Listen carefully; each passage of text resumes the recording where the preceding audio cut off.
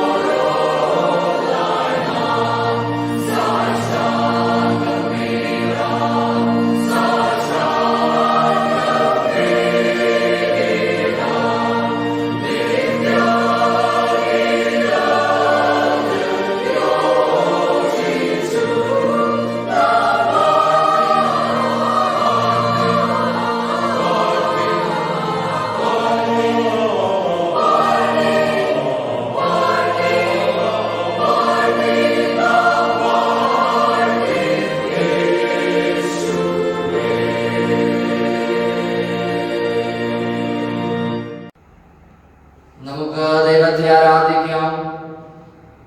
ദൈവം ആത്യന്തിക യാഥാർത്ഥ്യമാണ്. അവിടുന്ന് നാദവീചികളാൽ പ്രപഞ്ച വിസ്മയം സൃഷ്ടിക്കുന്നവനാണ്. ഏക നിത്യ വീണ്ടെടുപ്പിന്റെ സ്രോതസ്സുമാണ്. അവിടുന്ന് സകല സൃഷ്ടിയെയും ഉടയവനും സംരക്ഷകനുമാണ്. ആലംബഹീനർക്ക് ആലംബവും ആശ്രയമില്ലാത്തവർക്ക് ആശ്രയവും ബലഹീനർക്ക് ബലം നൽകുകയും ചെയ്യുന്ന ദൈവത്തെ നമുക്ക് ആരാധിക്കാം. കർത്താവേ, ഞങ്ങളുടെ തരങ്ങളെ തുറക്കണമേ. എന്നാൽ ഞങ്ങളുടെ വായി നിന്റെ സ്തുതിയെ വർണ്ണിക്കും. പിതാവിനും പുത്രനും പരിശുദ്ധാത്മാവിനും മഹത്വം ഉണ്ടാകട്ടെ. ആദിയിൽ എപ്പോഴും എന്നേക്കുമുള്ള കാലം തന്നെ. ആമേൻ. വൈവിധ്യസുന്ദരമായ പ്രപഞ്ചത്തെ അതിനുള്ള സകലത്തെയും ഉളവാക്കിയ പിതാവാം ദൈവമേ, അങ്ങേ ഞങ്ങൾ സ്തുതിക്കുന്നു. പ്രതിസന്ധികളെയും ബുദ്ധിമുട്ടുകളും വരുമ്പോൾ അവയെ തരണം ചെയ്യുന്നതിന് ഞങ്ങളെ പ്രാപ്തിപ്പെടുത്തുന്ന പുത്രനാം ദൈവമേ, അങ്ങേ ഞങ്ങൾ വാഴ്ത്തുന്നു. ഓരോ സന്ദർഭത്തിലും പുനഃക്രമീകരണത്തിനായുള്ള അവസരങ്ങൾ തന്ന് ഞങ്ങളെ നന്മയിലേക്ക് മടങ്ങി വരാൻ സഹായിക്കുന്ന പരിശുദ്ധാത്മാവായ ദൈവമേ, അങ്ങേ ഞങ്ങൾ വന്ദിക്കുന്നു. കരുണാമയനും പ്രപഞ്ചത്തിന്റെ സ്നേഹിതനുമായ ത്രിയേക ദൈവമേ, അങ്ങേക്ക് സർവബഹുമാനം മഹത്വവും സ്തുതിയും എന്നേക്കും ഉണ്ടായിരിക്കട്ടെ. ആമേൻ. കൽപ്പനകൾ അനുസരിക്കുന്നു എന്ന് പറയുകയും ആത്മീയ ജീവിതത്തിൽ നീതി പുലർത്തുകയോ സ്നേഹത്തിൽ സഹചരെ കരുതാനോ നമുക്ക് പൂർണ്ണമായി സാധിച്ചിട്ടില്ല. ദൈവരാജ് മൂല്യങ്ങളെ കുറിച്ച് അതര വ്യായാമം ചെയ്യുന്നതിനപ്പുറമായി പ്രവൃത്തിയിൽ നാം സമ്പൂർണരായിട്ടില്ല. ദൈവേഷ്ടത്തിന് മുന്നിൽ നിരുപാധികമായി ആത്മാർപ്പണം ചെയ്യാതെ മത്സരികളായി മാറിയിരിക്കുന്നു.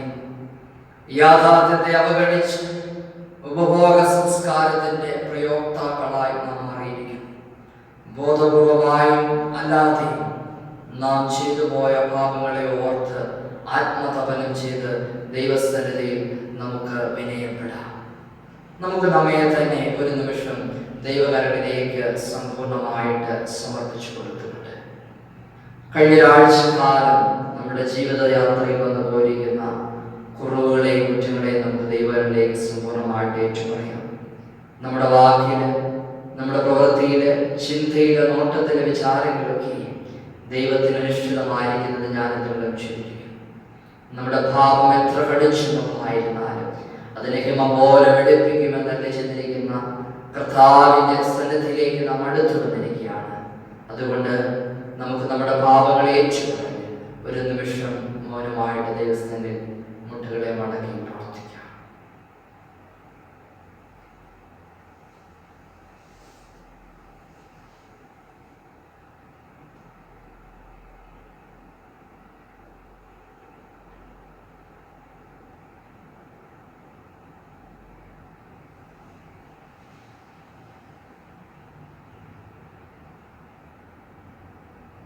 നമുക്ക് ആരാധനാക്രമത്തിൽ നൽകിയിരിക്കുന്ന അനുതാപ പ്രാർത്ഥനയിൽ ഏറ്റവും വിനയത്തോടുകൂടെ പങ്കുകാരായിത്തീരും.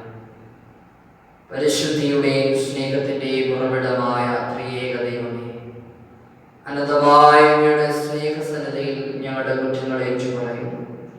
പരമാവധി ജനങ്ങളുടെ ക്ഷേമവും സന്തോഷവും അന്വേഷിക്കുന്നതിന് പകരം വ്യക്തിപരമായും ഞങ്ങളുടേത് മാത്രമായ ചെറിയ സമൂഹങ്ങളുടെ സുഖവും സന്തോഷവും മാത്രം കണക്കിലെടുത്ത് ജീവിച്ച ഞങ്ങളുടെ പരിമിതികൾ ഞങ്ങൾ സമ്മതിക്കുന്നു.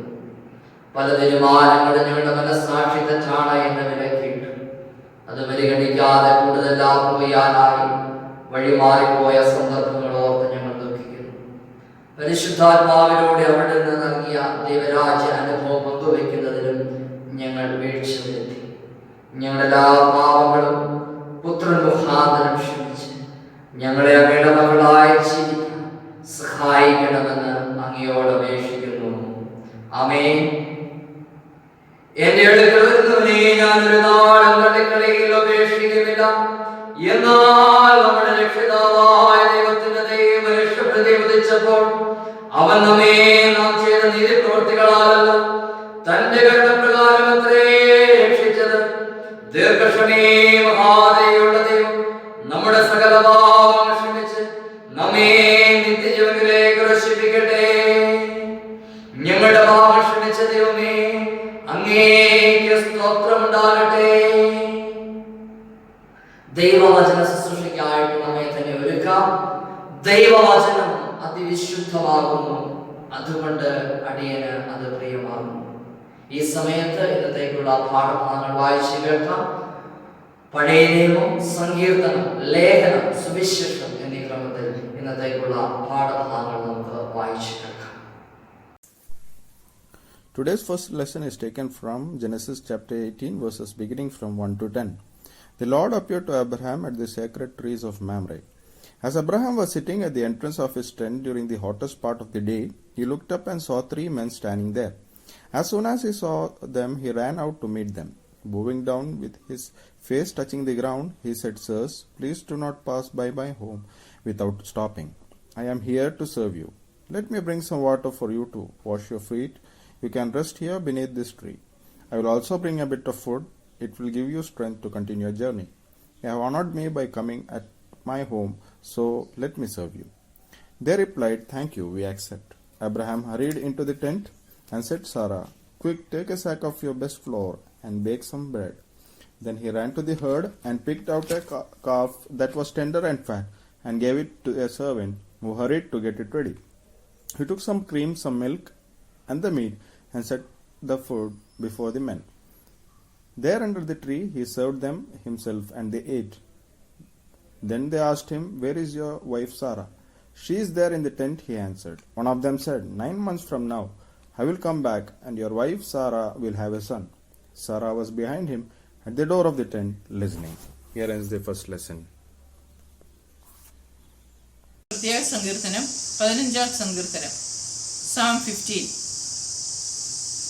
യഹോവേ, നിന്റെ കൂടാരത്തിൽ ആർ പാർത്തും, നിന്റെ വിശുദ്ധ പർവ്വതത്തിൽ ആർ വസിക്കും?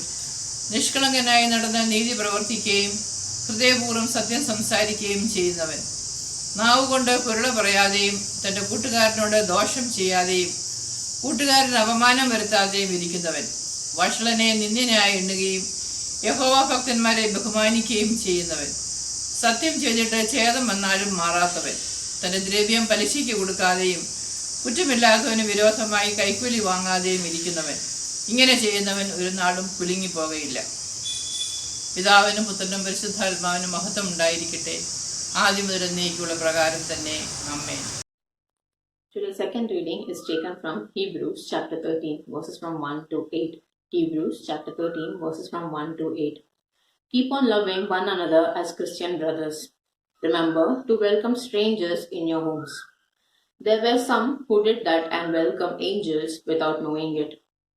Remember those who are in prison as though you were in prison with them.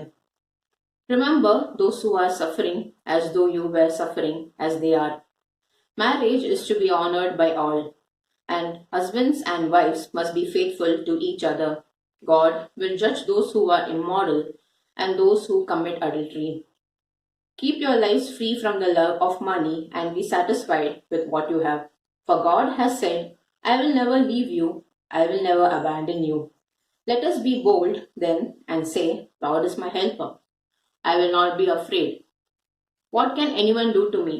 Remember your former leaders who spoke God's message to you. Think back on how they lived and died, and imitate their faith. Jesus Christ is the same yesterday, today, and forever. Here ends the second reading. ഈ വിശുദ്ധ ആരാധനയിൽ വായിപ്പാൻ നിശ്ചയിച്ചിരിക്കുന്ന സുവിശേഷ വേദഭാഗം വിശുദ്ധ യോഹന്നാന്റെ സുവിശേഷം 21-ാം അധ്യായം 1 മുതൽ 14 വരെയുള്ള തിരുവചനം. വിശുദ്ധ യോഹന്നാന്റെ സുവിശേഷം 21-ാം അധ്യായം 1 മുതൽ 14 വരെയുള്ള തിരുവചനം ശ്രദ്ധയോടെ കേട്ടു. അതിന്റെ ശേഷം യേശു പിന്നെയും തിബരിയാസ് കടക്കരയിൽ വെച്ച് ശിഷ്യന്മാർക്ക് പ്രത്യക്ഷനായ ഈ വിധമായിരുന്നു.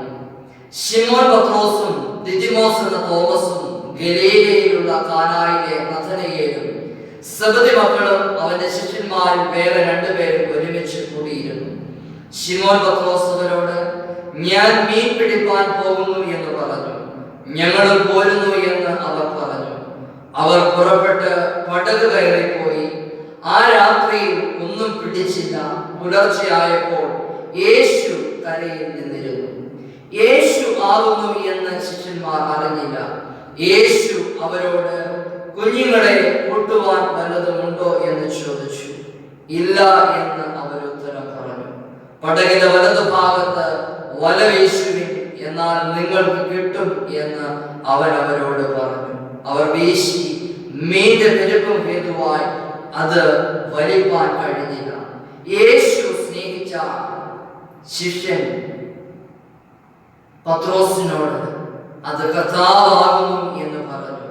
കർത്താവാകുന്നു എന്ന് ശിമോൻ പത്രോസ് കേട്ടിട്ട് താൻ നഗ്നനാകിയാൽ അങ്കി അരയിൽ ചുറ്റി കടലിൽ ചാടി.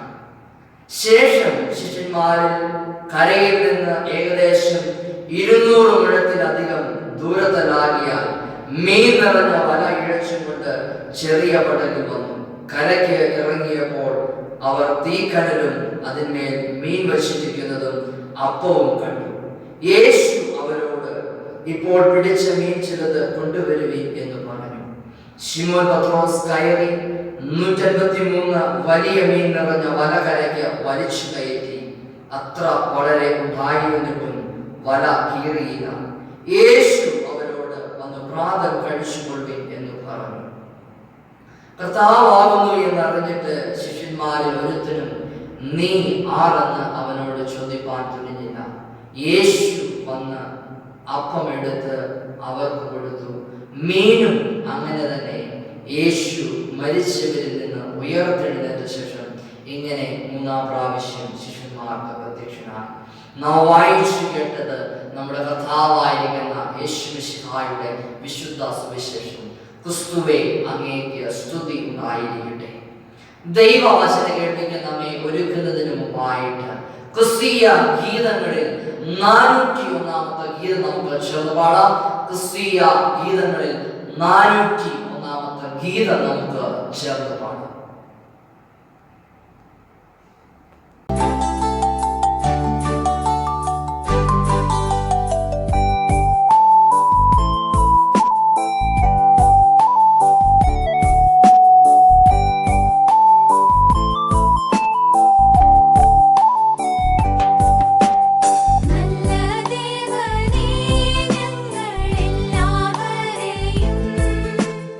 നല്ലതാക്കി നിന്നെ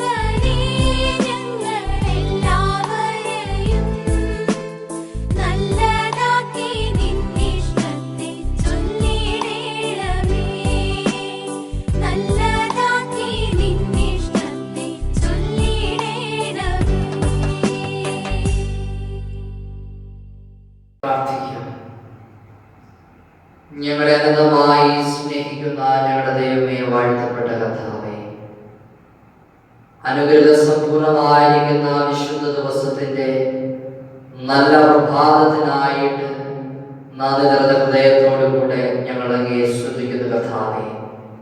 ഞങ്ങൾ അല്പസമയം കൊടുത്ത ജീവനും ചൈതന്യമുള്ള വചനം ധ്യാനിക്കട്ടെ. വചനമേതാത്മാവിനാൽ എഴുതപ്പെട്ടു, അതേ ആത്മാവിനാൽ വചനത്തിന്റെ ആഴമേറിയ മർമ്മങ്ങളെ ഗ്രഹിപ്പാനും വിവേചിപ്പാനും ആവശ്യമായി കിടപ്പാൻ അവിടുത്തെ ബലഹീനനാവുന്ന അടിയനെ പ്രാർത്ഥിക്കുന്നു. കേൾക്കുന്ന വചനം അവിടുത്തെ ജനങ്ങൾക്ക് ആശ്വാസവും വിടുതൽ നൽകുന്നതായി തിരുവന്നൊക്കെ വേണം. അവിടെ നിങ്ങളുടെ പ്രാർത്ഥിക്കുന്നു. സകലമാനവും മഹത്വവും കണ്ടിക്കണം. യേശു ക്രിസ്തുവിന്റെ വിലയേറിയ നാമത്തിൽ തന്നെ ആമേൻ. ദൈവത്തിന്റെ അതിപരിശുദ്ധ നാമം വാഴ്ത്തപ്പെടുമാറാകട്ടെ. ഈ നവമാധ്യമത്തിലൂടെ ദേശത്തിന്റെ വിവിധ ഇടങ്ങളിലായിരുന്നുകൊണ്ട്, ഭവനങ്ങളിലായിരുന്ന ഈ വിശുദ്ധ ആരാധന പങ്കെടുക്കുന്ന എല്ലാവരെയും ഈ കൂട്ടായ്മയിലേക്ക് വളരെ സ്നേഹത്തോടുകൂടെ സ്വാഗതം ചെയ്യും.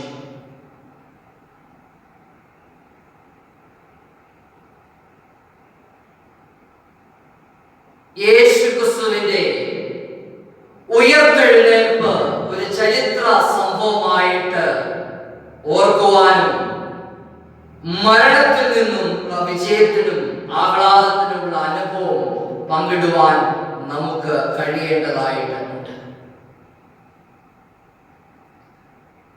ഇന്ന് ദക്ഷിണേന്ത്യ സഭ ഒരുമിച്ച് ചിന്തിക്കുകയും ധ്യാനിക്കുകയും ചെയ്യുന്നത് ക്രിസ്തുവിന്റെ ആതിഥ്യത്തിലേക്കുള്ള ക്ഷണത്തെ കുറിച്ചാണ്. ഇൻവിറ്റേഷൻ ടു ക്രൈസ്റ്റ് ഹോസ്പിറ്റാലിറ്റി എന്ന് പറയുന്ന ചിന്താവിഷയമാണ് ഇന്ന് ഒരുമിച്ച് ചിന്തിക്കുകയും ധ്യാനിക്കുകയും ചെയ്യുന്നത്. അതിഥി സൽക്കാരം അത് പ്രാചീന സംസ്കാരത്തിന്റെ തന്നെ ഒരു സവിശേഷതയാണ്. ഞാൻ നിന്റെ ദൈവമാകുന്നു എന്ന് പരിചയപ്പെടുത്തലുമായിട്ട് ഇറങ്ങി വന്ന അപരിചിതനായിരിക്കുന്ന യഹോവ ഇടപെടലുകളിലൂടെ ഇസ്രായേലുമായിട്ട് ഒരുമിച്ച് യാത്ര ചെയ്ത് സ്വയം കൂടാരമായി മാറി ഇസ്രായേലിന്റെ ആതിഥേയനായി മാറുന്ന കാഴ്ചയാണ് ഇന്നത്തെ പഴയ നിയമ വേദഭാഗത്ത് നാം വായിച്ചു കാട്ടുന്നത്. അതിഥി സൽക്കാരം എന്ന് പറയുന്നത് ഒരു ആചാരം എന്നതിന് ഉപരിയായിട്ട് ദൈവത്തിലുള്ള വിശ്വാസത്തിന്റെ ഒരു പ്രകടിത ഭാവമായിരുന്നു എന്ന് പെഷ എന്ന വാക്കിൽ നിന്ന് നമുക്ക് മനസ്സിലാക്കാം. ദൈവത്തോടുള്ള ഉടമ്പടി ലംഘിക്കുന്നതിലും ആതിഥ്യ മര്യാദകൾ ലംഘിക്കുന്നതിനും ഈ പദമാണ് വിശുദ്ധ വേദപുസ്തകത്തിൽ ഉപയോഗിച്ചിരിക്കുന്നത്. പുരാതന പശ്ചിമേഷ്യൻ രാജ്യങ്ങളിൽ അതിഥികളെ വീട്ടിലെ അംഗങ്ങളെ പോലെ കരുതുകയും നല്ല ഭക്ഷണം കൊടുക്കുകയും ഭവനത്തിലെ പ്രധാനപ്പെട്ട സ്ഥലം അവർക്കായി ഒരുക്കുകയും ചെയ്തിരുന്നു. സ്ഥിരവാസമില്ലാതെ അലഞ്ഞു തിരിഞ്ഞിരുന്ന ഇസ്രായേലിന്റെ ജീവിത ശൈലി, ആതിഥേയ മനോഭാവം അത് രൂഢമായിരുന്നു. ക്രിസ്തുവിന്റെ ആതിഥേയത്തിലേക്കുള്ള ക്ഷണം എന്ന് പറയുന്ന വിഷയത്തെ കുറിച്ച് നമുക്ക് ഒരുമിച്ച് ധ്യാനിക്കാം. നാം വായിച്ചു കേട്ട വിശുദ്ധ യോഹന്നാന്റെ സുവിശേഷം 21-ാം അധ്യായം അതിന്റെ 1 മുതൽ 14 വരെയുള്ള വാക്യങ്ങളെ ആസ്പദമാക്കിയാണ് ധ്യാനിക്കുവാൻ ആഗ്രഹിക്കുന്നത്. ഒന്ന്, ആതിഥ്യം എന്ന് പറയുന്നത് ക്രിസ്തുവിന്റെ ദൗത്യത്തിലേക്കുള്ള ഒരു ക്ഷണമാണ്.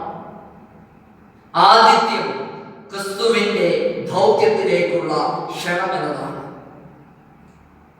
നാം വായിച്ചു കേട്ട സുവിശേഷ വേദഭാഗത്ത് നാം അവിടെ കാണുന്നുണ്ട് വളരെ മനോഹരമായിട്ട്.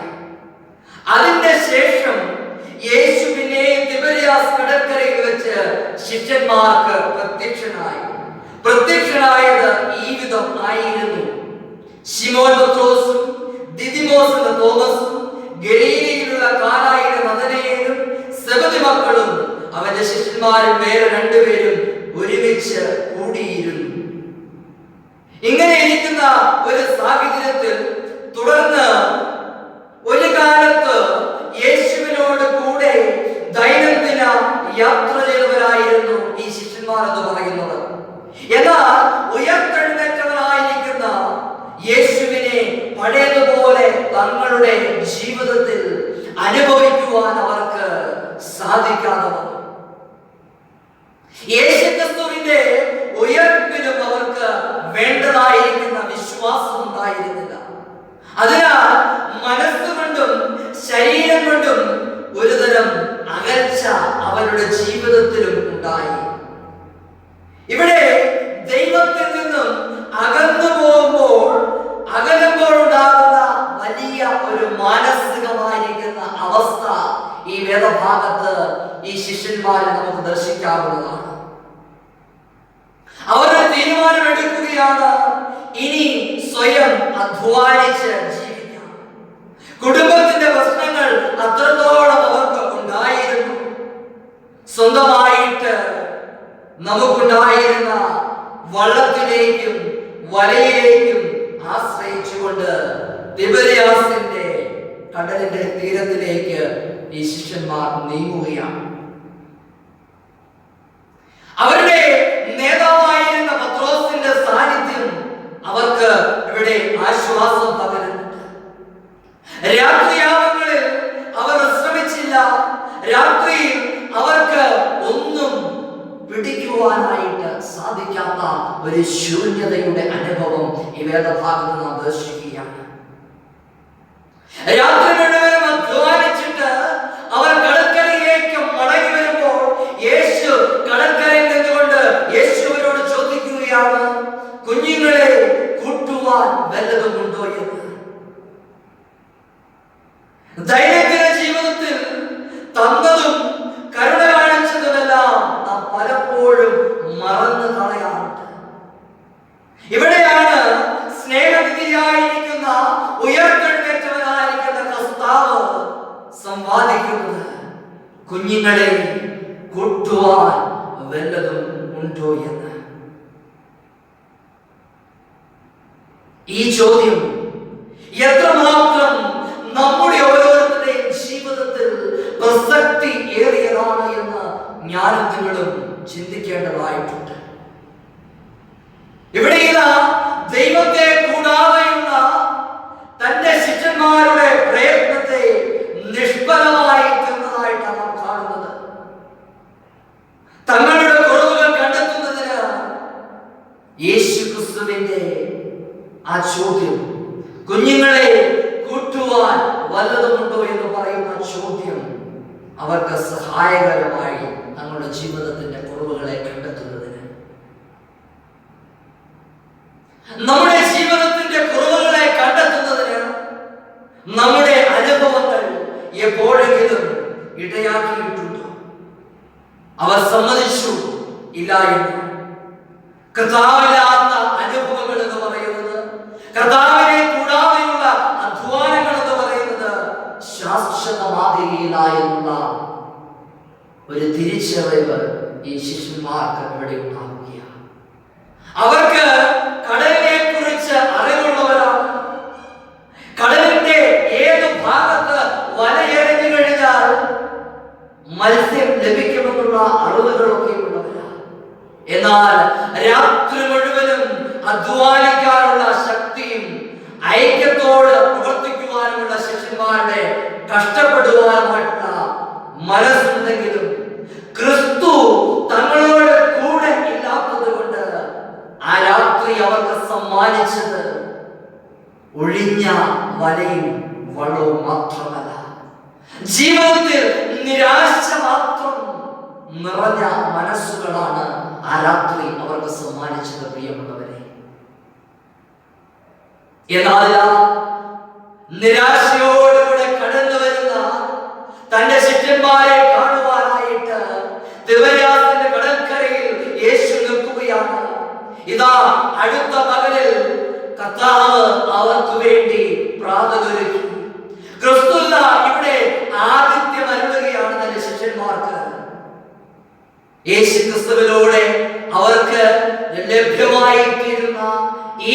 അതിഥി സൽക്കാരം എന്ന് പറയുന്നത് അത് നൽകിയ ശക്തിയും വചനമാകുന്ന വലയുമായിട്ട് ഇറങ്ങി തിരിച്ച പത്രോസ് ക്രിസ്തുവിന്റെ ആതിഥ്യത്തിലേക്ക് ഓരോ പ്രാവശ്യം ക്ഷണിക്കാൻ സാധിച്ചത് ആയിരങ്ങളെയാണ് എന്ന് അപ്പോസ്തല പ്രവൃത്തികളുടെ പുസ്തകത്തിൽ നാം വായിക്കുന്നുണ്ട്. ഇവിടെ മറ്റുള്ളവരുടെ കാലുകളൊക്കെ കഴുകി ആതിഥ്യത്തിലേക്ക് ക്ഷണിക്കുന്ന ക്രിസ്തു ദൗത്യത്തിന്റെ ഒരു പുതിയ മാനമാണ് സൃഷ്ടിക്കുന്നത്.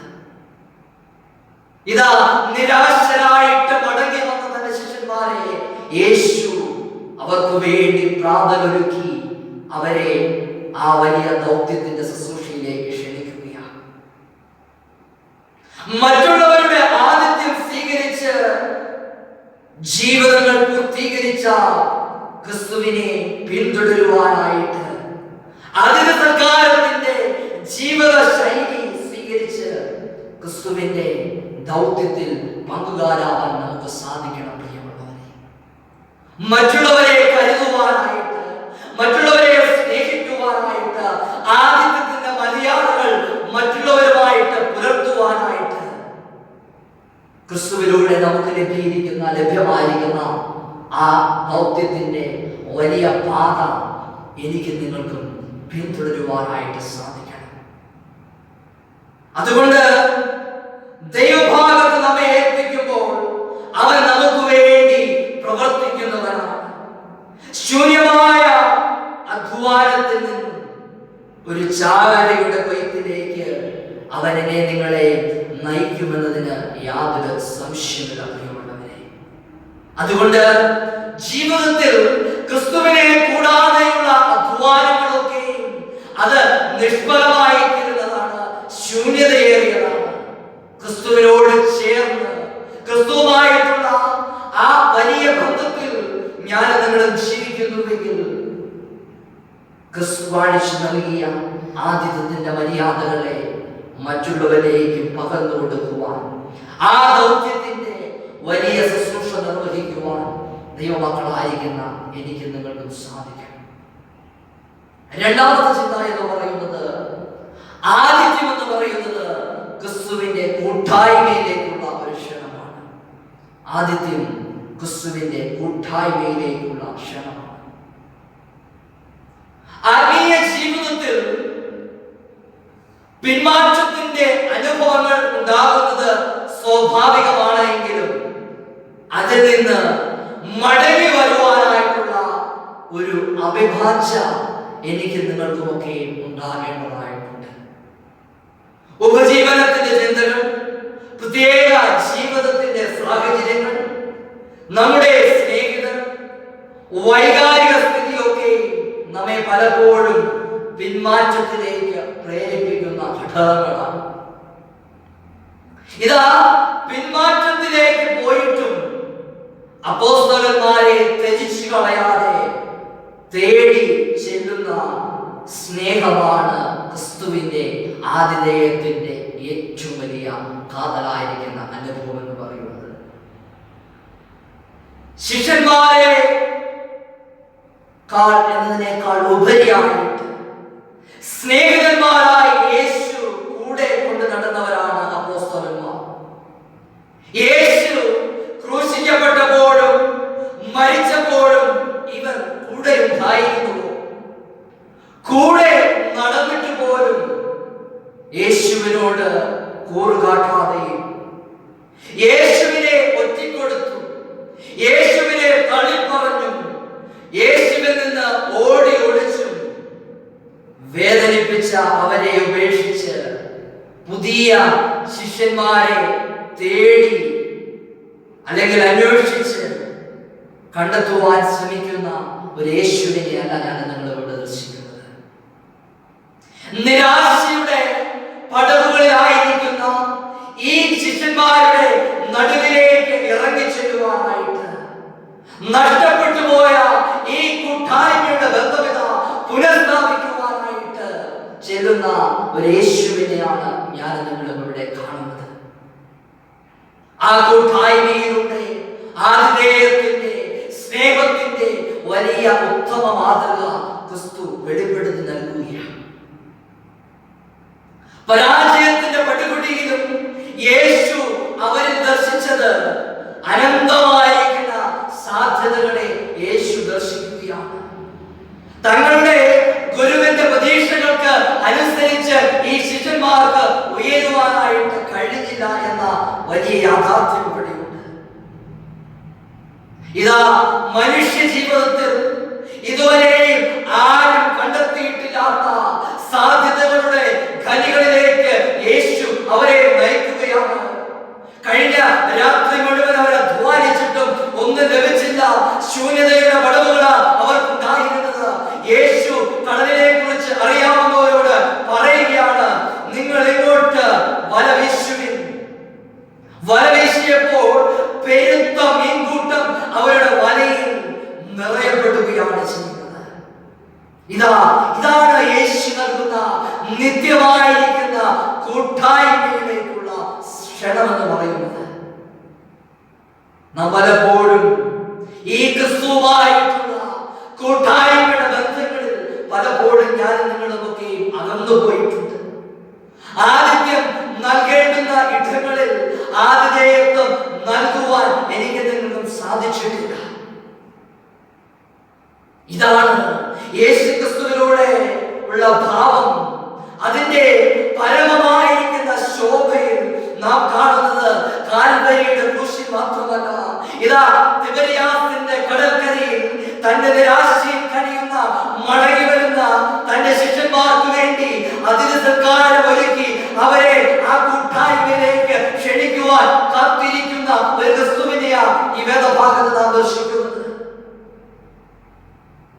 അവകാശവാദങ്ങളൊക്കെയും ഉപേക്ഷിച്ചുകൊണ്ട് അനുതാപ ഹൃദയത്തോടുകൂടെ കടലിലേക്ക് എടുത്തു ചാടി നഗ്നരാണെന്ന് സമ്മതിക്കുന്ന ആരെയും കുറവുകൾ ഗണിക്കാതെ സ്വീകരിക്കുന്ന ഒരു കർത്താവിനെ നമുക്ക് കാണാം ഈ വേദഭാഗത്ത്. അതുകൊണ്ട് തകർന്നു പോയിരിക്കുന്ന ആ കൂട്ടായ്മയുടെ ബന്ധങ്ങളെ ഊട്ടി ഉറപ്പിക്കുവാനായിട്ട് കർത്താവ് ഒരുക്കുന്ന മേശ എന്ന് പറയുന്നത് അത് മനോഹരമായിരിക്കുന്ന ഒരു മേശയാണ്. തകർന്നു പോയിരിക്കുന്ന ബന്ധങ്ങളെ പുതുക്കുന്നതിന്, പുതിയത് ആരംഭിക്കുന്നതിന് ഭക്ഷണത്തിന്റെ മേശ കർത്താവ് ഇവിടെ പ്രയോജനപ്പെടുത്തുന്നതായിട്ട് എനിക്ക് നിങ്ങൾക്ക് കാണാൻ കഴിയുന്നവരെ. അതുകൊണ്ട് ഈ വിശുദ്ധ ദിവസത്തിന്റെ പ്രഭാതത്തിങ്കൽ ഞാനും നിങ്ങളും നമുക്ക് നമ്മെ തന്നെ ഒരിക്കൽ കൂടി ശോധന ചെയ്യുവാനായിട്ട് നാം കർത്താവുമായിട്ടുള്ള കൂട്ടായ്മയിൽ വിശ്വാസ ജീവിതത്തിൽ നാം എവിടെയെങ്കിലും നഷ്ടപ്പെട്ടു പോയിട്ടുണ്ടെങ്കിൽ, കർത്താവുമായിട്ടുള്ള ബന്ധത്തിൽ നാം അകന്നു പോയെങ്കിൽ നമ്മെ വിളിച്ച് അവരോടുകൂടെ ഇതാ പന്തിഭോജനത്തിൽ അർഹനാക്കുന്ന ഒരു ക്രിസ്തുവിന്റെ ആഴമേറിയ സ്നേഹത്തെ നാം ഈ വേദഭാഗത്ത് ദർശിക്കുകയാണ്. ആകയാൽ എന്നെ കേൾക്കുന്ന പ്രിയമുള്ള ദൈവമക്കളെ, ആ വാത്സല്യനിധിയായിരിക്കുന്ന കർത്താവിന്റെ കൂട്ടായ്മയിലേക്ക്, ആതിഥേയത്തിലേക്ക് മടങ്ങി വരുവാൻ ക്രിസ്തു എന്നെ നിങ്ങളെ വിളിക്കുകയാണ്. അതുകൊണ്ട് യേശു ക്രിസ്തുവിന്റെ പുനരുദ്ധാനത്തിന്റെ അനുഭവം എന്ന് പറയുന്നത്, അത് എനിക്ക് നിങ്ങൾക്ക് നൽകുന്ന പ്രത്യാശ എന്ന് പറയുന്നത്, അതിഥി സൽക്കാരം നടത്തുവാൻ എന്നെ നിങ്ങളെ ക്ഷണിക്കുകയാണ്. അബ്രഹാം മാലാഖമാരെ സ്വീകരിച്ച് സൽക്കാരം നടത്തിയപ്പോൾ ദൈവം അവനെ അനുഗ്രഹിച്ചു. ഇതാ ഉയർത്തെഴുന്നേറ്റ കർത്താവ് യേശു ക്രിസ്തു തന്റെ ശിഷ്യന്മാർക്ക് ആതിഥേയത്വം നൽകി മറ്റൊരു മാതൃകയായി തീരുകയാണ്. അതുകൊണ്ട് മറ്റുള്ളവരെ നമ്മളെക്കാൾ ശ്രേഷ്ഠരായിട്ട് കണ്ട് നമുക്ക് പുനരുദ്ധാരം ചെയ്ത യേശുവിനെ അനുഗമിക്കുവാൻ ഈ നാളുകളിൽ സാധിക്കണം. ഇതാ ലോകം ഫലവിധമായിരിക്കുന്ന പകർച്ചവ്യാധിയിലൂടെ കടന്നുപോയിക്കൊണ്ടിരിക്കുകയാണ്. പ്രതികൂലങ്ങൾ കടന്നുപോയിരിക്കുകയാണ്. എന്നാൽ ഇതിന്റെ എല്ലാ നടുവിൽ നമ്മെ സ്നേഹിക്കുന്ന സ്നേഹനിധിയായിരിക്കുന്ന കർത്താവ് എന്നെ നിങ്ങളെ അവിടുത്തെ വലിയ ആതിഥേയത്തിലേക്ക് ക്ഷണിക്കുന്നു എന്ന് മറന്നു പോകരുത്. അതുകൊണ്ട് പുനരുദ്ധാനം ചെയ്ത ആ കർത്താവിനോടുകൂടെ ദിനതോറും ജീവിക്കുവാനായിട്ട് കർത്താവിനെ നിങ്ങളെ വിളിക്കുക. ആ വലിയ വിളി ഏറ്റെടുത്തുകൊണ്ട് ജീവിക്കാനായിട്ട് ദൈവത്തിൻ്റെ പരിശുദ്ധാത്മാവ് എന്നെ നിങ്ങളെയും സഹായിക്കുമാറാകട്ടെ. ആമേൻ. നമുക്ക് നമ്മുടെ വിശ്വാസം ആരാധന ക്രമത്തിലെ വിശ്വാസ പ്രമാണത്തിന്റെ വാക്കുകളിൽ ഉറക്കെ പ്രഖ്യാപിക്കാം. പ്രപഞ്ചത്തിന്റെ സൃഷ്ടാവും സർവശക്തനുമായ ഏകദൈവത്തിൽ ഞാൻ വിശ്വസിക്കുന്നു. ദൈവത്തിൽ നിന്ന് അകന്നുപോയ സൃഷ്ടിയെ വീണ്ടെടുക്കുവാൻ സ്വർഗീയ മഹിമകൾ വെടിഞ്ഞ് ചരിത്രത്തിൽ ഇടപെട്ട ദൈവത്തിന്റെ പുത്രനും നമ്മുടെ കർത്താവുമായ യേശുക്രിസ്തുവിൽ ഞാൻ വിശ്വസിക്കുന്നു. അവിടുന്ന് പരിശുദ്ധാത്മാവിനാൽ കന്യമറിയിൽ ഉരുവായി ശരീരം ധരിച്ച് മനുഷ്യരുടെ പാപരഹിതനായി ജീവിച്ചു. പൊന്തിയോസ് പിലാത്തോസ് കീഴിൽ കുറ്റം ചുമത്തപ്പെട്ട് രക്തം ചീന്തി നിന്ദയുടെ പ്രതീകമായിരുന്ന കുരിശിൽ മരിച്ചു. മൂന്നാം ദിനം ഉയർത്തെഴുന്നേറ്റ് പിതാവായ ദൈവത്തോടൊപ്പം ആയിരിക്കുന്നു. അവിടുന്ന് ജീവനുള്ളവരെയും മരിച്ചവരെയും ന്യായം വിധിക്കുന്നതിനും ദൈവരാജ്യ പൂർത്തീകരണത്തിനുമായി വീണ്ടും വരികയും ചെയ്യും. സൃഷ്ടിയെ രൂപാന്തരപ്പെടുത്തുവാൻ നിരന്തരം ഞങ്ങളെ ഉദ്ബോധിപ്പിക്കുന്ന പരിശുദ്ധാത്മാവിനെ ഞാൻ വിശ്വസിക്കുന്നു. ക്രിസ്തു ശരീരമായിരിക്കുന്ന വിശുദ്ധ കാതോലികവും അപ്പോസ്തലികമായ സഭയിലും ബപ്തിസ്മയിലും വിശുദ്ധന്മാരുടെ കൂട്ടായ്മയിലും പാപമോചനത്തിലും മരിച്ചവരുടെ പുനരുത്ഥാനത്തിലും നിത്യജീവനും ഞാൻ വിശ്വസിക്കുന്നു. ആമേൻ. കഴിഞ്ഞ നാളുകളിൽ ജന്മനാൾ ആഘോഷിച്ചവരെയും വിവാഹ വാർഷികം ആഘോഷിച്ചവരെയും നമുക്ക് ഈ സമയത്ത് ഓർക്കാം. കുമാരി Jasmiya Jessy, Mr Jefin Steve, Mrs Litta Sujith Samuel, Mr Shonit Eric, Mrs Sherin Premraj, Mrs Mariyakutty Mathew, master Ivan Nayan Daniel. വിവാഹ വാർഷികം കൊണ്ടാടിയവർ Mr Deepak Kumar and Mrs Pravitha Deepak, Mr Sunil Kumar and Mrs Bessy Sunil. ജന്മദിനത്തിലൂടെയും വിവാഹ വാർഷികത്തിലൂടെയും പുതിയ വർഷത്തിലേക്ക് പ്രവേശിച്ചിരിക്കുന്ന എല്ലാ പ്രിയപ്പെട്ടവർക്കും സഭയുടെ പേരിലും കമ്മിറ്റിയുടെ പേരിലും എന്റെ വ്യക്തിപരമായ പേരിലുള്ള എല്ലാ പ്രാർത്ഥനാ നിർഭരമായിരിക്കുന്ന ആശംസകൾ നേരുന്നു. പുതിയ വർഷം അനുഗ്രഹത്തിന്റെയും നന്മയുടെയും കൃപയുടെയും വർഷമായി തരട്ടെ എന്ന് ആത്മാർത്ഥമായിട്ട് പ്രാർത്ഥിക്കുകയും ആശംസിക്കുകയും ചെയ്യുന്നു. ഈ പ്രിയപ്പെട്ട മക്കളെ ഓർത്ത് ഒരു നിമിഷം നമുക്ക് പ്രാർത്ഥിക്കാം. പ്രാർത്ഥനയ്ക്ക് മുമ്പായിട്ട് ഒരിക്കൽ കൂടി ഞാൻ എന്ന് ആരംഭിക്കുന്ന ഗാനം നമുക്ക് ചേർന്ന് പാടുകയും ചെയ്യാം.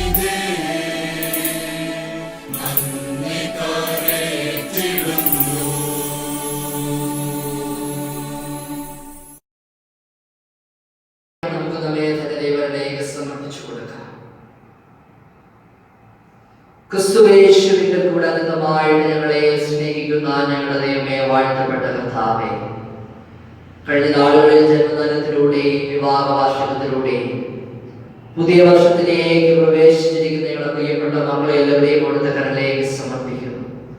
കഴിഞ്ഞ വർഷക്കാലം മുഴുവൻ കർത്താവ് തന്റെ മക്കളെ അത്ഭുതകരമായിട്ടും അതിശയകരമായിട്ടും നടത്തിയ എല്ലാ നല്ലവിധങ്ങൾക്കായി സ്തുതിക്കുന്നു. നിന്റെ മക്കൾ പ്രവേശിക്കുന്ന പുതിയ വർഷം അനുഗ്രഹത്തിന്റെയും നന്ദിയുടെയും കൃപയുടെയും വർഷമായി പ്രാർത്ഥിക്കുന്നു. കഴിഞ്ഞ വർഷങ്ങളെക്കാളൊക്കെ ഉപരിയായിട്ട് യഹോവ നല്ലവനായിട്ടും വല്ലഭനായിട്ട് നിന്റെ മക്കളോട് കൂടിയിരുന്ന് ദിനതോറും നിന്റെ മക്കളെ അവിടുത്തെ റോഷിന്റെ മകൾ പറഞ്ഞ് പ്രാർത്ഥിക്കുന്നു. അവിടുത്തെ കൃപയിൽ പൊതിയണം, ആത്മാവിൽ ശക്തിയിൽ പ്രാർത്ഥിക്കുന്നു. സകലകാലവും മഹത്വവും എടുക്കണം യേശു ക്രിസ്തുവിന്റെ വിലയേറിയ നാമത്തിൽ തന്നെ ആമേൻ. മധ്യസ്ഥ പ്രാർത്ഥനയ്ക്കായിട്ട് നമുക്ക് നമ്മെ തന്നെ ദൈവത്തിലേക്ക് സമർപ്പിച്ചു കൊടുക്കാം. കർത്താവ് നിങ്ങളോട് കൂടി ഇരിക്കട്ടെ, നിങ്ങളോട് കൂടി. ദൈവമേ, ഞങ്ങളുടെ പ്രാർത്ഥന കേൾക്കണമേ, ഞങ്ങളുടെ യാതന ശ്രദ്ധിച്ച് ഉത്തരവരുടണമേ. കർത്താവ് പഠിപ്പിച്ചതുപോലെ നമുക്ക് ചേർന്ന് പ്രാർത്ഥിക്കാം. സ്വർഗസ്ഥനായ ഞങ്ങളുടെ പിതാവേ, തിരുനാമം വിശുദ്ധീകരിക്കപ്പെടണമേ, തിരുരാജ്യം വരണമേ, തിരുവിഷ്ടം സ്വർഗ്ഗത്തിലെ പോലെ ഭൂമിയിലുമാകണമേ. ഞങ്ങൾക്ക് ആവശ്യമുള്ള ആഹാരം തരണമേ. ഞങ്ങളുടെ കടക്കാരുടെ ക്ഷമിച്ചിരിക്കുന്നത് പോലെ ഞങ്ങളുടെ കടകളെ ഞങ്ങളോട് ക്ഷമിക്കണമേ. ഞങ്ങളെ പരീക്ഷയിൽ കടതാവിഷ്ടങ്ങളെ വിടുവിക്കണമേ. രാജ്യവും ശക്തിയും മഹത്വവും എന്നേക്കും അങ്ങേക്കുള്ളതല്ലോ. ആമേൻ. ഇന്നത്തേക്കുള്ള പ്രത്യേക അപേക്ഷ, പ്രപഞ്ചത്തെ സൃഷ്ടിക്കുകയും പരിപാലിക്കുകയും ചെയ്യുന്ന ഞങ്ങളുടെ ദൈവമേ, വ്യത്യസ്ത ഈ ലോകത്തിൽ ദൈവരാജ്യ സുവിശേഷ വ്യാപനത്തിൽ പങ്കാളികളാകാൻ ഞങ്ങളെ വിളിച്ചിരിക്കുന്നു. അങ്ങയുടെ ആത്മാവിനാൽ ബലപ്പെട്ട് സകല മനുഷ്യരോട് പ്രത്യേക ആവശ്യത്തിലിരിക്കുന്നവരുമായ ആത്മമര്യാദകൾ പാലിക്കാൻ ഞങ്ങളെ പ്രാപ്തരാക്കണമെന്നും ദാവനോടും പരിശുദ്ധാത്മാവിനോടും കൂടെ കാലാവസാനം കൂടെ ജീവിച്ചു വാഴുന്നു ഞങ്ങളുടെ രക്ഷിതാവായ യേശു ക്രിസ്തു മൂലം ഞങ്ങൾ അപേക്ഷിക്കുന്നു.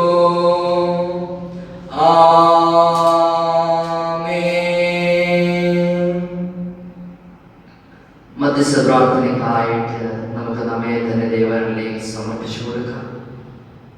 അനുഗ്രഹ സമ്പൂർണമായിരിക്കുന്ന വിശുദ്ധ ദിവസത്തിന്റെ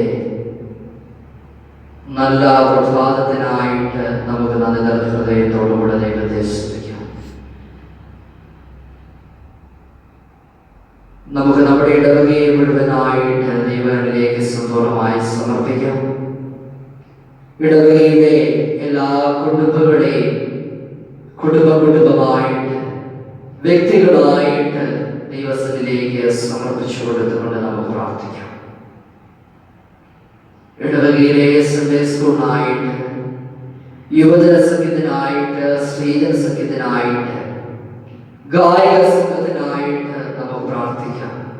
കർത്താവേ, ഞങ്ങളുടെ സംഘടനകളൊക്കെ ദിനതോറും ആത്മാവിൽ ബലപ്പെടുവാനായിട്ട് അവിടുന്ന് സഹായിക്കണമേ എന്ന് നമുക്ക് പ്രാർത്ഥിക്കാം.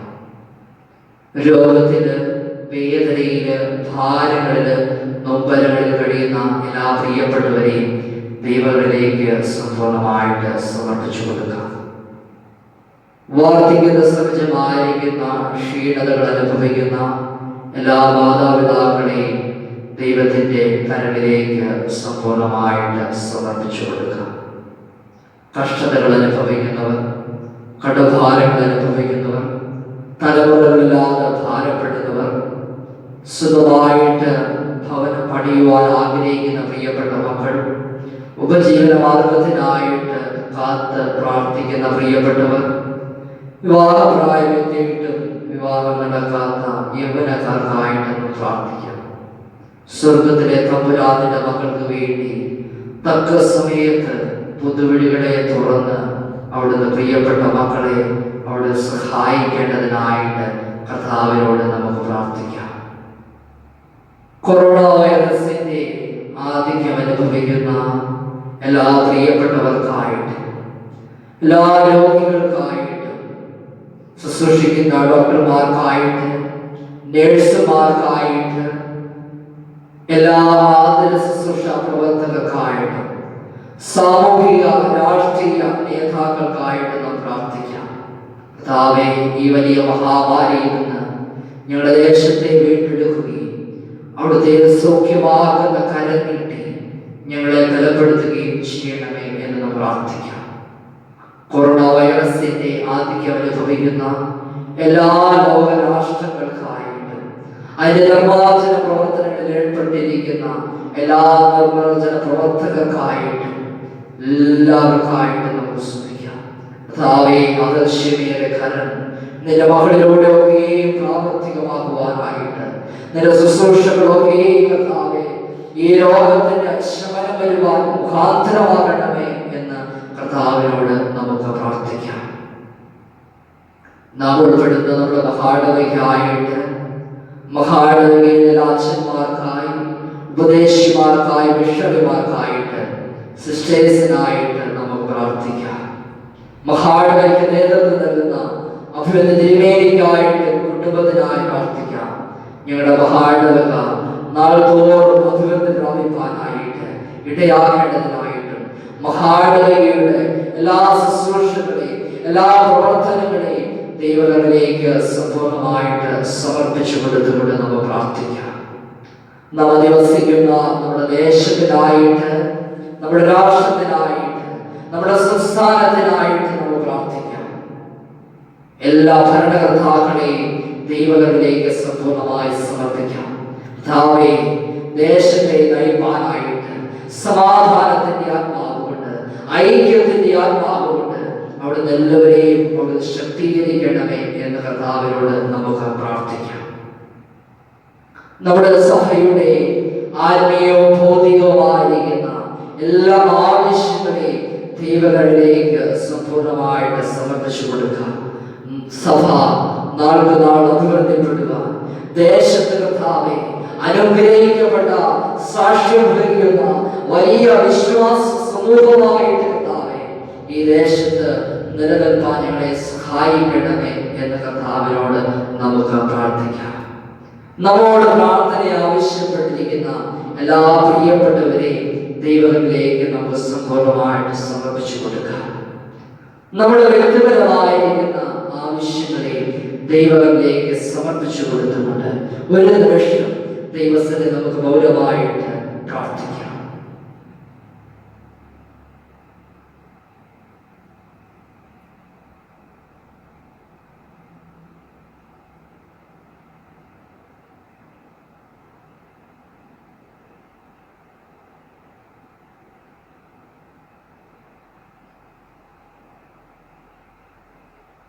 നമുക്ക് ആരാധന ക്രമത്തിലെ സ്തുതിത്താനെ പ്രാർത്ഥന പങ്കുകാരായി തീരാം. ഓരോ പ്രാർത്ഥന പിന്നാലെ കർത്താവേ, കൃപയുള്ള കർത്താവേ, ഞങ്ങളുടെ പ്രാർത്ഥന കേൾക്കണമേ എന്ന് പ്രതിവാക്യമായിട്ട് ചൊല്ലേണ്ടതാകുന്നു. കൃപയുള്ള കർത്താവേ, ഞങ്ങളുടെ പ്രാർത്ഥന കേൾക്കണമേ എന്ന് പ്രതിവാക്യമായിട്ട് ചൊല്ലേണ്ടതാകുന്നു. അങ്ങയുടെ കരവിരുതാൽ സമ്പൂർണ്ണമായിരിക്കുന്ന പ്രവൃത്തിക്കായി, അനുഗ്രഹപൂർണമായ വിശുദ്ധ ദിവസത്തിന്റെ പ്രഭാതത്തിനായി, അതിന്റെ എല്ലാ നന്മകൾക്കായി ഞങ്ങൾ പ്രാർത്ഥിക്കുന്നു. കൃപയുള്ള കർത്താവേ, ഞങ്ങളുടെ പ്രാർത്ഥന കേൾക്കണമേ. നമ്മുടെ ഇടവകയ്ക്കായി, ഇടവകയിലെ എല്ലാ കുടുംബങ്ങൾക്കായി, വിദൂരതയിലായിരിക്കുന്ന പ്രിയപ്പെട്ടവർക്കായി ഞങ്ങൾ പ്രാർത്ഥിക്കുന്നു. കൃപയുള്ള കർത്താവേ, ഞങ്ങളുടെ പ്രാർത്ഥന കേൾക്കണമേ. ഇടവകയിലെ സൺഡേ സ്കൂൾ, യുവജന സഖ്യം, സ്ത്രീജന സഖ്യം, കായിക സംഘം എന്നീ സംഘടനകൾക്കായി, അതിൽ പ്രവർത്തിക്കുന്നവരെ, നേതൃത്വം നൽകുന്നവരെ ഓർത്ത് പ്രാർത്ഥിക്കുന്നു. കൃപയുള്ള കർത്താവേ, ഞങ്ങളുടെ പ്രാർത്ഥന കേൾക്കണമേ. ഞങ്ങളുടെ ഇടയിൽ രോഗികളായി കഴിയുന്നവരെ, വാർദ്ധക്യസഹജമായ ക്ഷീണം അനുഭവിക്കുന്നവരെ ഓർത്ത് ഞങ്ങൾ പ്രാർത്ഥിക്കുന്നു. കൃപയുള്ള കർത്താവേ, ഞങ്ങളുടെ പ്രാർത്ഥന കേൾക്കണമേ. നാം അധിവസിക്കുന്ന സമൂഹത്തിൽ കടഭാരങ്ങളും കഷ്ടതകളും തലമുറകളില്ലാതെ ഭാരപ്പെടുന്ന ദമ്പതിമാർ, ഉപജീവന മാർഗത്തിനായി കാത്തു പ്രാർത്ഥിക്കുന്നവർക്കായി ഞങ്ങൾ പ്രാർത്ഥിക്കുന്നു. കൃപയുള്ള കർത്താവേ, ഞങ്ങളുടെ പ്രാർത്ഥന കേൾക്കണമേ. കൊറോണ വൈറസിന്റെ ആധിക്യം പോലും പ്രിയപ്പെട്ടവരെ നഷ്ടപ്പെട്ടവർക്കായി, രോഗികളായി ആശുപത്രികളിലും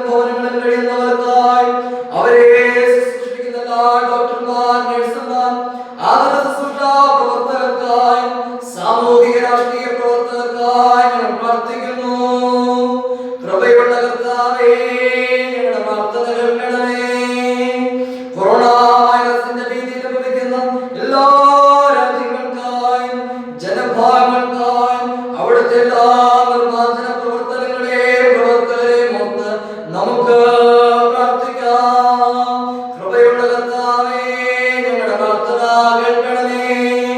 നമ്മുടെ മഹാടവയ്ക്കായി, ബിഷപ്പ് അഭിമന്യായി, കുടുംബത്തിനായി, മകളുടെ ഓഫീസസിനായി, അച്ഛന്മാർ, ഉപദേശിമാർ, സിസ്റ്റേഴ്സ്, മിഷണറിമാർ എന്നിവർക്കായി നമുക്ക് പ്രാർത്ഥിക്കാം. കൃപയുള്ള കർത്താവേ, ഞങ്ങളുടെ പ്രാർത്ഥന കേൾക്കണമേ. മഹാടവയ്ക്കിലെ വിവിധ ഡിപ്പാർട്ട്മെന്റുകൾക്കായി, അതിന്റെ പ്രവർത്തനങ്ങൾക്കായി, മഹാടവ സ്റ്റാഫിനായി, അവരുടെ കുടുംബങ്ങൾക്കായി, മഹാടവയ്ക്കയുടെ വിവിധങ്ങളായ പ്രവർത്തനങ്ങൾക്കായി, ആവശ്യങ്ങൾക്കായി നമുക്ക് പ്രാർത്ഥിക്കാം. കൃപയുള്ള കർത്താവേ, ഞങ്ങളുടെ പ്രാർത്ഥന കേൾക്കണമേ. ദക്ഷിണേന്ത്യ സഭയ്ക്കായി moderator, deputy moderator, treasurer, general secretary, വിവിധ മഹാടവകൾക്കായി നേതൃത്വം നൽകുന്ന തിരുമേനിമാർക്കായി നമുക്ക് പ്രാർത്ഥിക്കാം. കൃപയുള്ള കർത്താവേ, ഞങ്ങളുടെ പ്രാർത്ഥന കേൾക്കണമേ. നാം അധിവസിക്കുന്ന ഭാരതത്തിനായി, സംസ്ഥാനങ്ങൾക്കായി, ദേശത്തിനായി, അതിലെല്ലാ ഭരണകർത്താക്കൾക്കായി നമുക്ക് പ്രാർത്ഥിക്കാം. കൃപയുള്ള കർത്താവേ, ഞങ്ങളുടെ പ്രാർത്ഥന കേൾക്കണമേ. നമ്മോട് പ്രാർത്ഥന ആവശ്യപ്പെട്ടിരിക്കുന്ന എല്ലാ പ്രിയപ്പെട്ടവരെയും നമ്മുടെ വ്യക്തിപരമായ ആവശ്യങ്ങളെ ദൈവങ്ങളിൽ സമർപ്പിച്ച് പ്രാർത്ഥിക്കാം. കൃപയുള്ള കർത്താവേ, ഞങ്ങളുടെ പ്രാർത്ഥന കേൾക്കണമേ. കൃപയുള്ള കർത്താവേ, ഞങ്ങൾ അപേക്ഷിച്ച എല്ലാ യാചനകളും പ്രാർത്ഥനകളും ചെവിക്കൊണ്ട് ഉത്തരമരുളുമെന്ന് ഞങ്ങളുടെ കർത്താവായ യേശുക്രിസ്തു മൂലം അപേക്ഷിക്കുന്നു.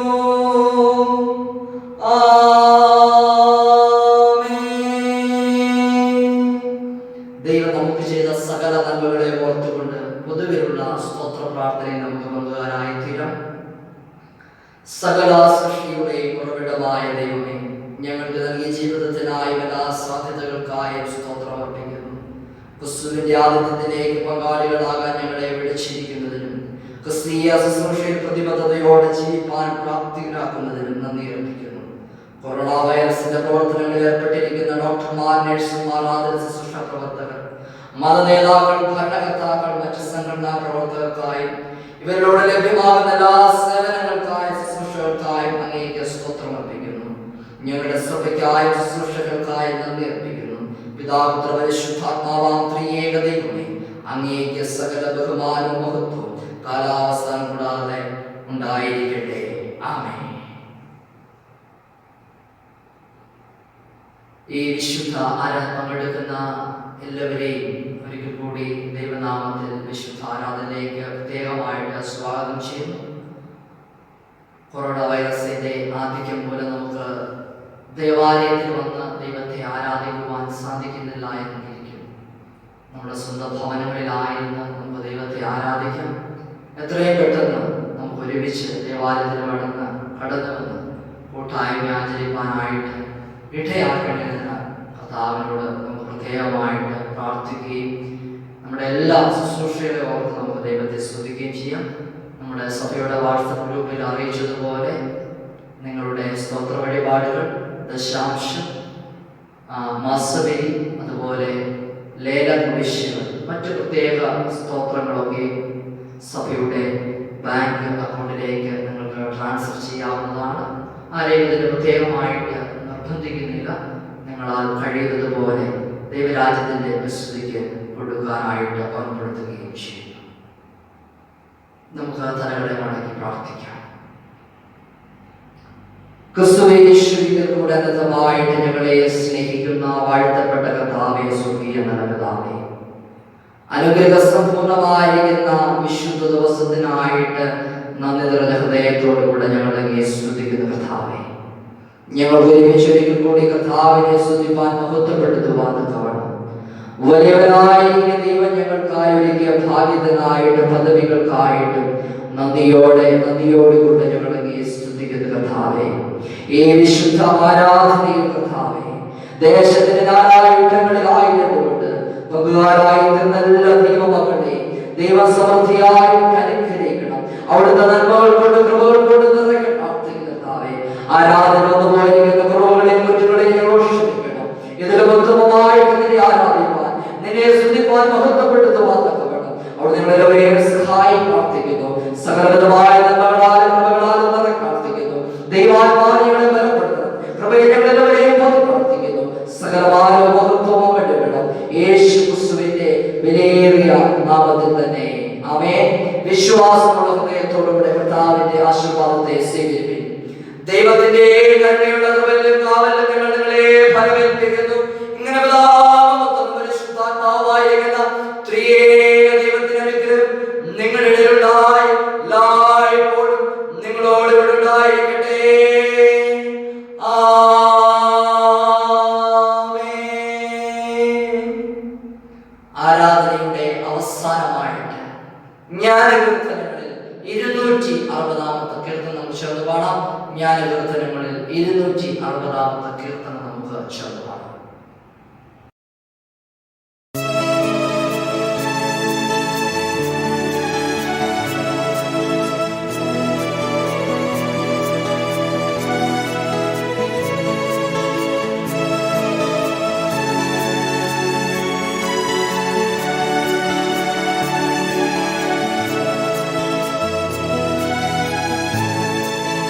കർത്തനെന്നെ നടത്തുന്നു, എത്ര ഭാഗ്യം സ്വർഗാശ്വാസം.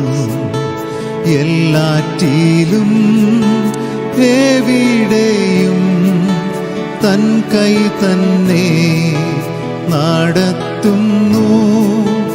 എല്ലാറ്റിലും എവിടെയും തൻ കൈ തന്നെ നടത്തുന്നു. നടത്തുന്ന തൻ കൈയാൽ നടത്തുന്ന തൻ പിൻഗാമി ആയിടും ഞാൻ. തൻ കൈയാൽ നടത്തുന്ന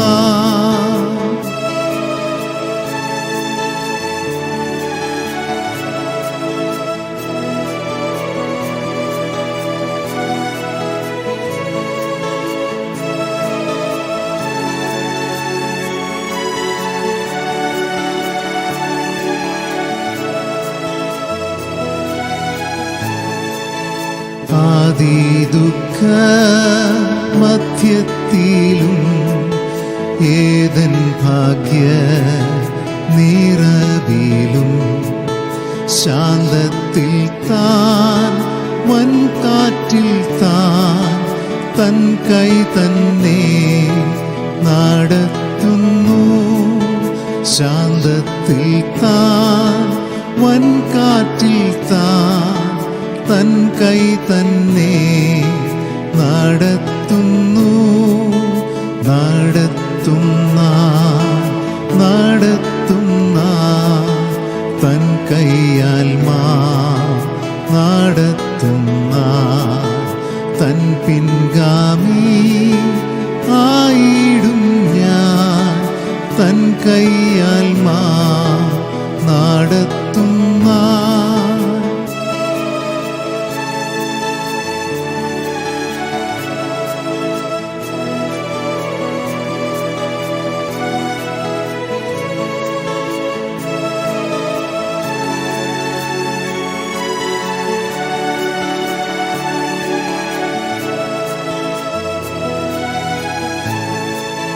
ലോകേയന്റെ വേല തീർത്തു നിൻ കൃപയാ ജയം നേടി.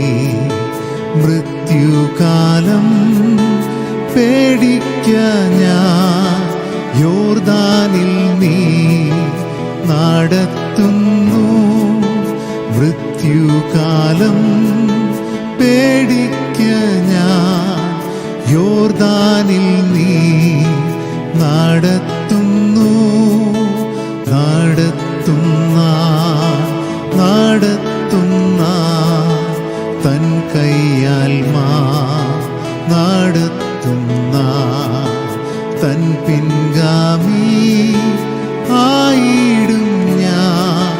തൻ കൈയാൽ നടത്തുന്ന